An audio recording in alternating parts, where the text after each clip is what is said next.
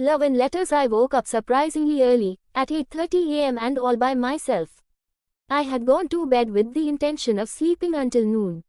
It has really been a long time since I slept in. But habits, whether good or bad, stick to you no matter what plans you make. I decided to check whether Princess Bobby was awake or not. I could hear her snores from outside her room. Gosh, I am really thankful to Anita for giving us this huge flat, which has 2 different bedrooms. Otherwise, I would have to sleep in the living area or the kitchen. I can't stand people who snore. I decided to make myself a cup of hot coffee. It was a beautiful morning, and I felt happy and free. I felt cozy in my woolen jumper, shorts and long fuzzy socks. As I tossed back my messy hair and sipped at my hot brew, I felt blessed. This was the life which I had always dreamed of. I mean, life in Bangalore is really hectic. You don't get to hear the sound of nature in the city. When I was in college, I always took time out to go out of the city all by myself to enjoy nature. But since I started working, I miss the freedom.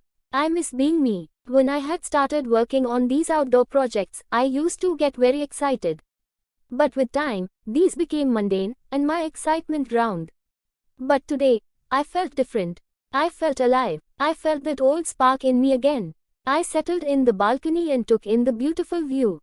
A road with next to no traffic, happy, smiley people walking slowly, green whistling trees, white snow-covered mountains in the distance. It was a view to die for. I thought of waking Bobby up so that she would not miss this magnificent scene. Then I thought of bringing out my camera and clicking some pictures to capture this view and keep it safe with me forever. But somehow, it felt nicer to just stand there and absorb all this with a cup of coffee in my hands. Didn't someone say, nature is the best therapy? Its beauty can rejuvenate you like nothing else can. A sharp knock at the door shook me out of my bliss. I decided to ignore it. Whoever it was could come back later, but the knocking continued harder and at a faster pace. This was getting on my nerves. I stomped to the door to see who the restless soul behind the door could be. I angrily opened the door, but on seeing Yanaji standing there, my anger went away.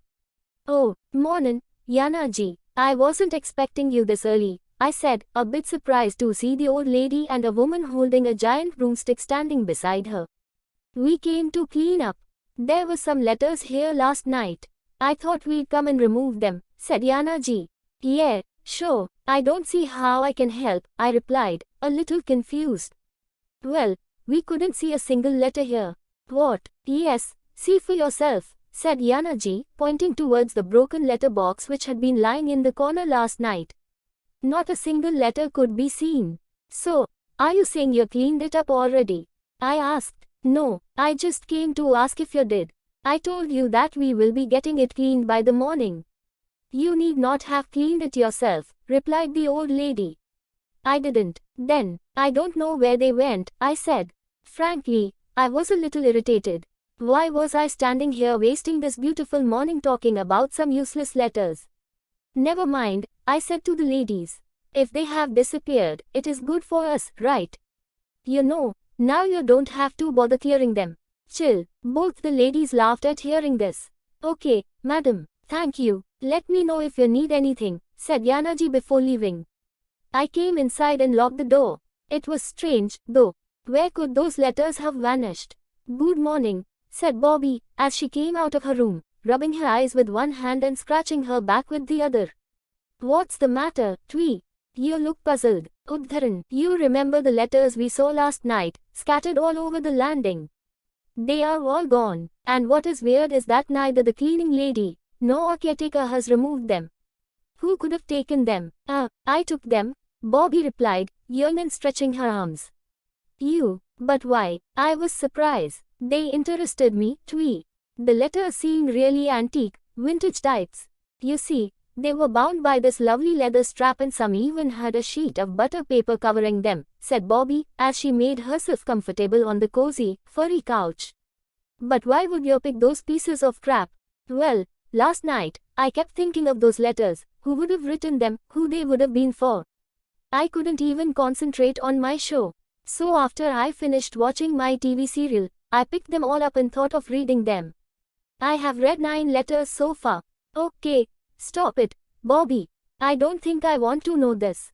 How can you read someone else's letters? You shouldn't have, I said, as I sat beside Bobby, with my cup of coffee. We just read one letter and I bet you will not be able to resist reading the rest. They are addictive. Bobby suddenly sat straight with full-on energy. No, thanks. I just wasn't interested. Simon, these aren't some boring old letters. They're love letters. For someone named Jasmine, from a guy called David. It's all so romantic. Love letters. I asked. I had to admit my curiosity was ignited. I have never read a real love letter in my life, Bobby. Never ever. Oh, you have to read them.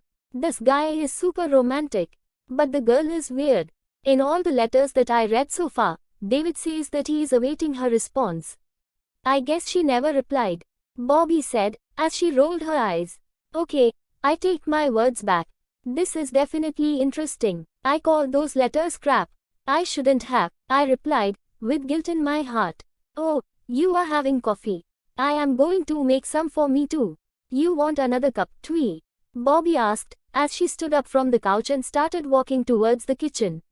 Yeah, sure, how can I say no to coffee? I grinned. Hey, there's an automatic coffee maker in here. This is awesome, isn't it?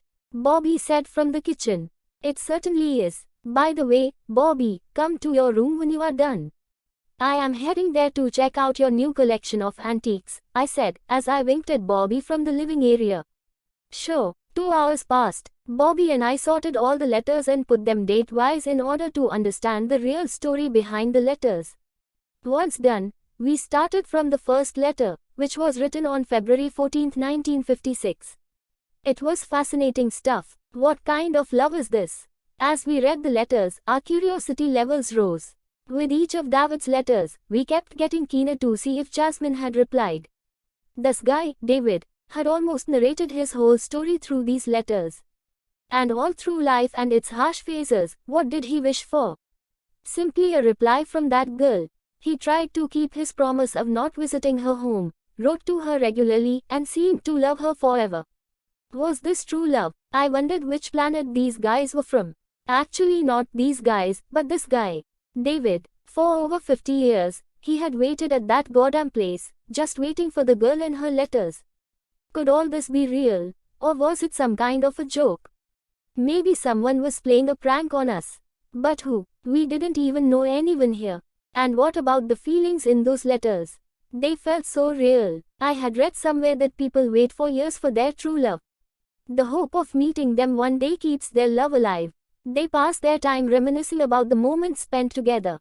While they may not rebel, and instead may go through all the necessary duties of life, they silently try to keep their love alive. They don't trespass the line of dignity. They respect each other's feelings. They stay silent. They suffer. They wait. They love. Whenever I would hear these soppy, philosophical thoughts on love, I used to gag. I used to think that it was all bullshit. I mean really, who does that? But today, reading these letters, I cried. I had no words to express my sadness. I always imagined that it was all about sex, especially for men. But this man, David, proved me wrong. How can a man love a woman without getting intimate, without even kissing once? He loved her like crazy without any of this. Yes, he was crazy and this was sheer madness. But I guess, love does this to people. Reading these letters made me wonder. I had never been in love, but if I found someone who loved me even half as much as this guy loved Jasmine, I would consider myself lucky. A sudden feeling of empathy and sorrow hit my heart. I was feeling this way for the first time. I actually cared about this. I wanted to know what happened next. I wanted to know where David was. I wanted to know what was the last letter he wrote. Of course, these letters had been lying here for years, collecting dust. This meant that nobody had read them, not even Jasmine. And yet, he still wrote to her. His faith really moved me. I couldn't imagine this happening today. Yeah, I read the newspapers. Guys talk and sometimes even kill their ex-girlfriends just because they can't handle rejection. Do you blame me for not believing in this so-called love? Why just the news? I have seen horrible cases all around me. I have seen guys lose their cool on being turned down. I've seen a guy turn into a pure devil, making a girl's life worse than hell when she didn't want his attention. I have known guys to create a scene right outside a girl's house if she refuses to see him. Maybe David was just an exception, but it was good to know that people like him existed. He lived all his life just waiting for a reply from Jasmine. He shared every happy and sad moment of his life with her. He had wanted to grow old with Jasmine, but he couldn't. So he grew old waiting for Jasmine. I wondered how peculiar and painful that feeling would be, getting no reply from the other side, just waiting for years with a blind faith that one day, that much awaited reply would come. And what made me even more sad was that he did not even know that his letters were unread. He had waited for a reply to letters which nobody had read. Hey, Twee, look at this. It's the last letter. It arrived on December 2017. Bobby said, interrupting my thoughts. What? That was just a day before we arrived. I asked, astonished. I snatched the letter from Bobby's hand and tried to open it as fast as I could. Whoa, you are excited, Twee. Hang on, maybe this letter says that he is dead or something. Shut up, Bobby, he has to be alive, I said, as I tore it open. December 8, 2017. Dear Jasmine, visiting this place and spending time under the oak tree, with your blue scarf in my hand, has now become a part of my routine. I still wait for a glimpse of you. Jasmine, remember I had told you about my son and daughter-in-law moving to London. That was 16 long and lonely years ago. But I am happy today. Alex, my beloved grandson, is coming back tomorrow. I can't tell you how excited I am. As always, I wish you were here with me to share my joy.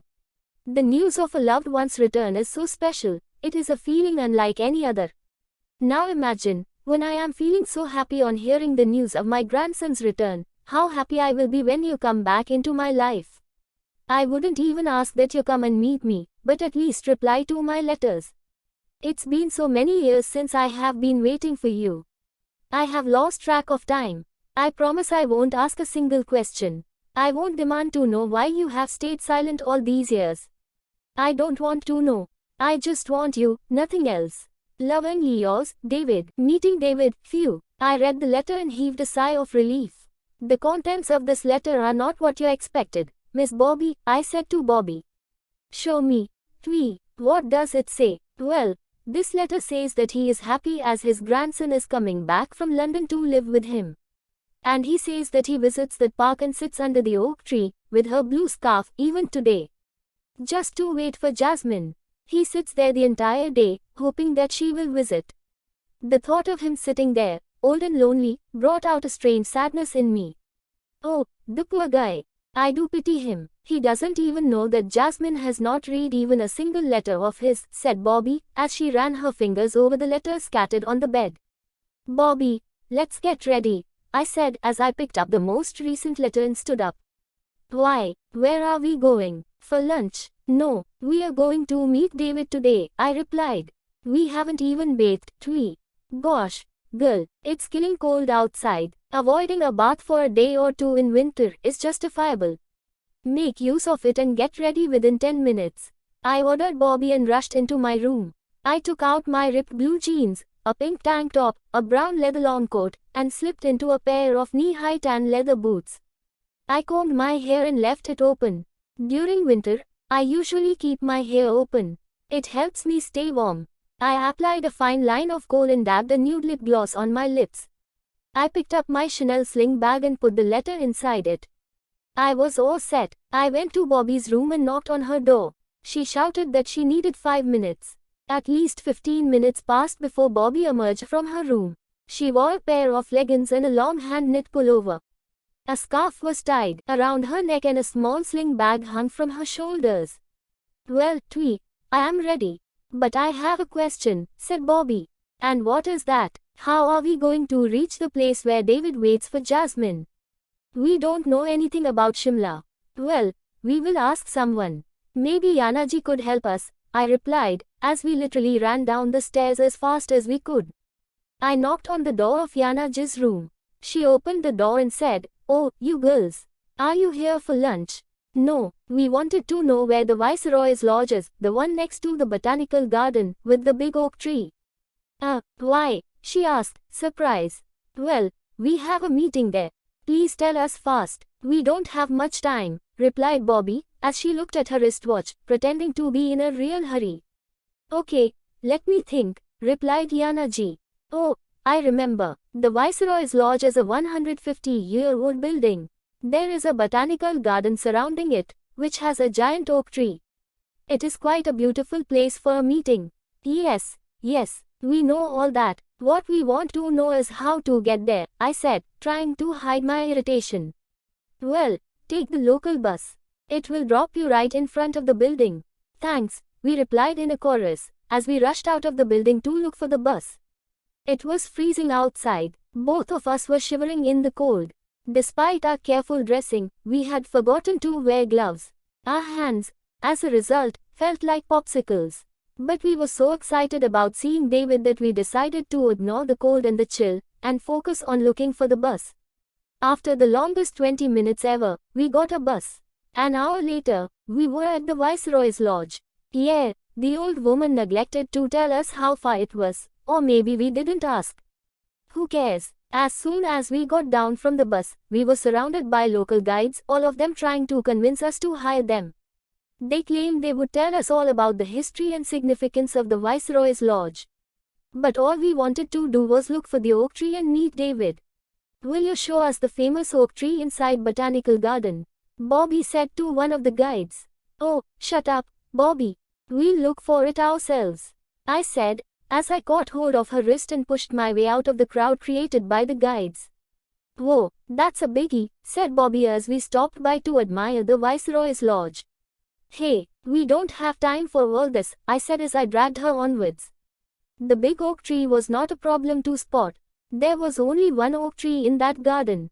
The difficult bit was spotting the old man with a blue scarf in hand. You see, the oak tree was clearly a popular spot. There were loads of people near it. I told Bobby to look carefully and scan the crowd for a man with a blue scarf. Oh my God, exclaimed Bobby. What? I asked, facing her. I can only see one guy with a blue scarf, said Bobby, as she pointed towards the tree. Oh no, is that the guy we met on our way to Shimla that day? The one asking for a lift, I said, dismayed. Yeah, that's why I said OMG, twee.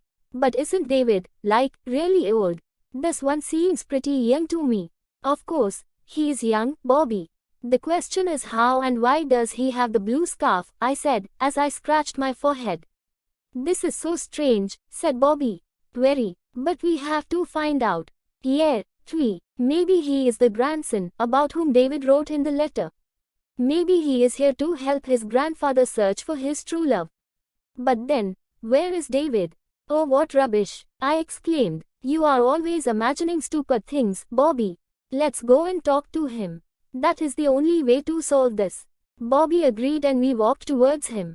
He was standing there, looking a bit lost. Maybe he was waiting for someone. Maybe Bobby was right. We were only a few steps away from him when he saw us. You girls, now should I think that you girls are following me? You rude girls, he exclaimed. Hey, we are really sorry for our behavior that day, said Bobby. Yeah, we are, I mumbled. The guy ignored us. He started looking here and there.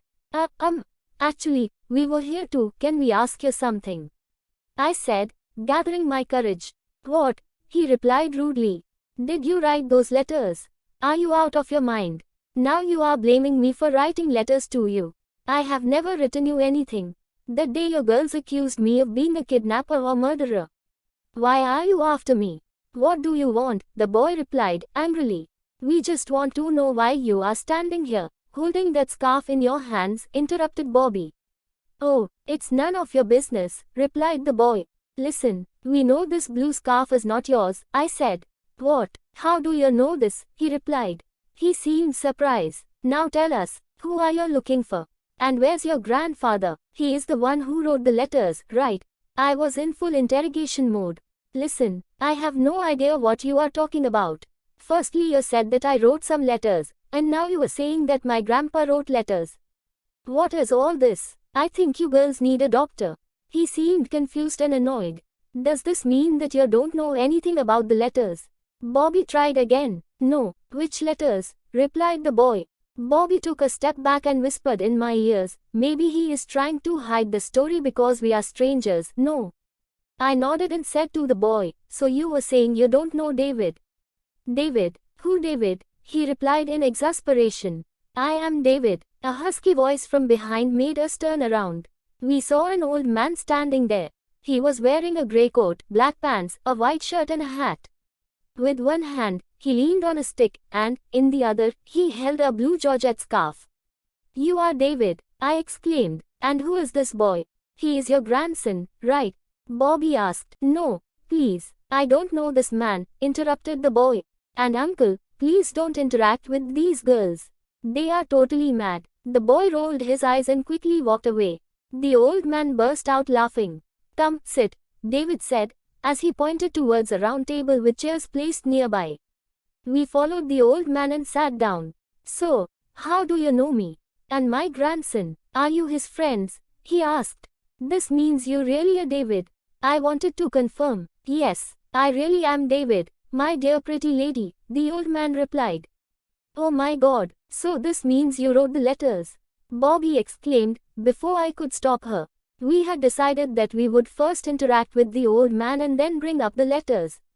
But Bobby had to ruin the plan. The old man seemed shocked on hearing Bobby's words. "Letters? How do you know about the letters? Are you Jasmine's granddaughters? Your eyes remind me of Jasmine's. How is she? I knew one day I will get the answers. Please tell me how she is. Did she send you here? Is she coming to meet me today?" David was shivering with shock, surprise, or maybe excitement at the prospect of his wishes coming true. Well, I closed my eyes and took a deep breath. I didn't want to hurt this gentleman sitting in front of me with his eyes full of hope. I was feeling terrible and didn't know how to tell him that his letters had remained unread. Jasmine had never read them. They had been lying there, in front of her door, for years. "Say something. Is she fine?" David asked again. "I'm sorry, sir," Bobby took over the situation. "We are in no way related to Miss Jasmine. We recently moved into the apartment where she probably used to live years ago. We found these letters in front of our door, in a broken letter box. We read all of them and thought of coming here to meet you. We wanted to inform you that your letters haven't reached Jasmine. We felt bad that you are waiting for a response while a response may never come," she finished. We had expected a dramatic reaction from David. Perhaps some shouting and crying, or even lashing out at us for reading his letters. But our revelation was met with silence.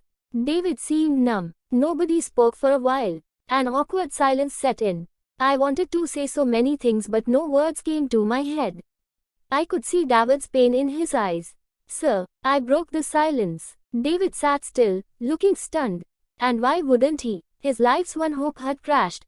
He spent all his years waiting for a response from his love, and one fine day, two silly girls appeared from nowhere to tell him that the letters he wrote never reached Jasmine. What fish? Bobby and I looked at each other. We were waiting for his reaction. Suddenly, he bowed his head and nodded. He then looked up and gave us a smile.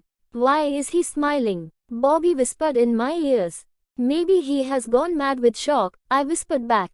David took a deep breath, and said, "Thank you, girls. You busted my myth." His eyes were wet, his smile was a smile of grief. It's a terrible feeling to know that you are the reason for someone's smile full of sadness. I didn't want to be the reason for his tears. "I think we should leave, sir. We are really sorry. Take care," I said to him as we got up from our chairs. We turned around and started walking. "Girls, please wait." It was David. We stopped and turned back. "Maybe we can have lunch together today. At my place. I haven't made new friends in years," said David with a smile, as he got up from his chair and came towards us. Bobby and I looked at each other. For the first time, I felt that we were on the same page. We didn't say a single word to each other and yet we both understood what the other wanted. "We'll be happy to," I replied. "Come, let's go then." "Udharan, where is Jasmine?" There are some people who simply exude good vibes. David was one of those kind souls. As we followed him to his house, I kept wondering why such a nice person had suffered his entire life. What was his mistake? What wrong did he do?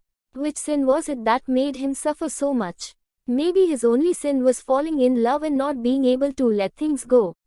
He had never been able to forget his first love. I was lost in thought as we walked with David. Bobby was busy untangling her headphone wires. She does this all the time. I believe it is her favorite pastime.